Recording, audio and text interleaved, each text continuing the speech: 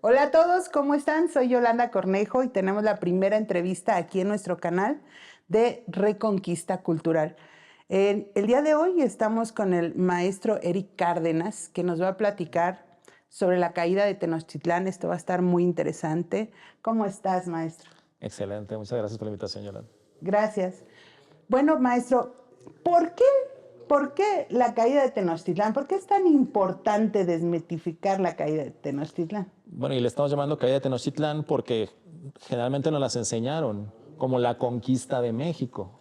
Entonces aquí tienes un gran problema, ¿no? Estás hablando de una entidad territorial llamada México, que puede ser un país, puede ser un estado, puede ser una ciudad, etcétera, y estás hablando de que solamente este hecho de haber tomado una ciudad significa haber conquistado a toda una nación. Al menos ese fue el enfoque del que yo me acuerdo que me enseñaron a mí en la primaria. Es decir, llegaron ellos, ¿no? Los españoles. No los españoles, maestro. Llegó John Wick con Rambo, todos güeros de ojos azules, súper malos, con un arsenal de guerra tremendo y acabaron con todo, destruyeron todo a su paso, porque además venía un ejército inmenso de España, ¿no? Según lo que nos contaron. Pues esa es la versión, ¿no? Que pones al español contra el indígena en la conquista de México. Entonces, hay un concepto, ¿no? en antropología que se llama autoadscripción, es decir, con quién tú te identificas para tu identidad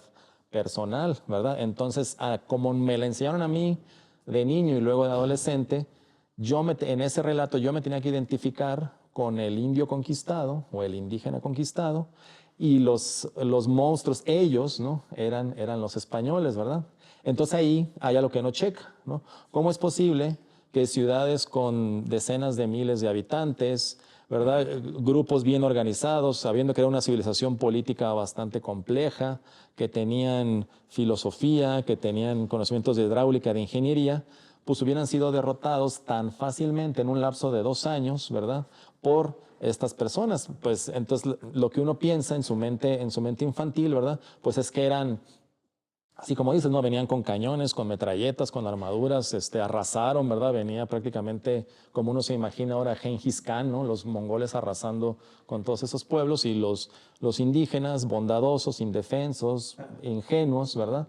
Pues no tuvieron, no tuvieron cómo enfrentar a esta bola de monstruos, y entonces, siguiente acto, los tienen a todos encadenados, dándoles de latigazos, trabajando para ellos. O bueno, y siempre es la autoadscripción de nosotros, ¿verdad? Esclavizados, abusados, empezaron a exterminarlos, etcétera. Claro, claro, porque ahí fue todo lo de Sí, contra fue las todo, ¿no? Ese es mujeres. el relato, ¿no? Sí, Y sí. también eso, ¿no? Y es algo que yo actualmente, digamos 30 años después, digo, ¿cómo es posible que un maestro de primaria le diga a un niño de 8 o 10 años, oye, fíjate que tus abuelas de hace muchas generaciones pues fueron abusadas por estos monstruos y de ahí vienes tú, ¿verdad? Entonces como que dices, a ver, ¿en qué cabeza cabe Sí, sí. desde la educación? Ahora tenemos la conciencia del abusado, la conciencia del sometido. Sí, o sea, ¿en qué cabeza cabe decirle eso y aparte Y quiero decirle que decirle a toda la gente una cosa que tiene que tener muy clara. Tenochtitlán no era México, era Tenochtitlán. México vino después. Entonces, eso en cuanto al relato, histórico, que al menos te digo, a mí, ese es lo que yo recuerdo, de la educación básica, ¿no? Evidentemente, pues uno sale a la calle, ¿verdad? Ve la cultura, va a las iglesias barrocas, ¿no?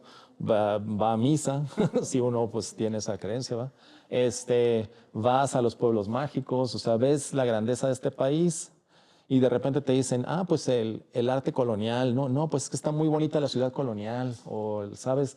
Entonces, ya ahí de entrada hay algo que no checa entre el discurso oficial y la realidad que tú observas en el exterior.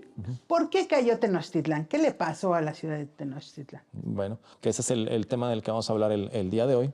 La caída de Tenochtitlán se dio en un lapso muy corto, ¿verdad?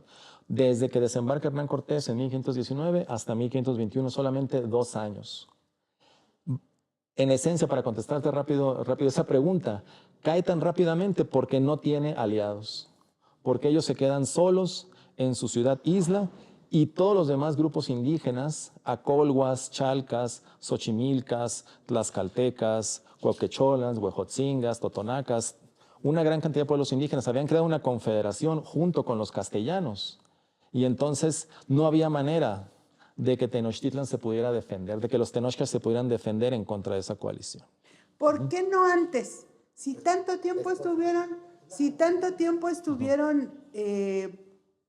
sometidos los pueblos, ¿por qué antes no?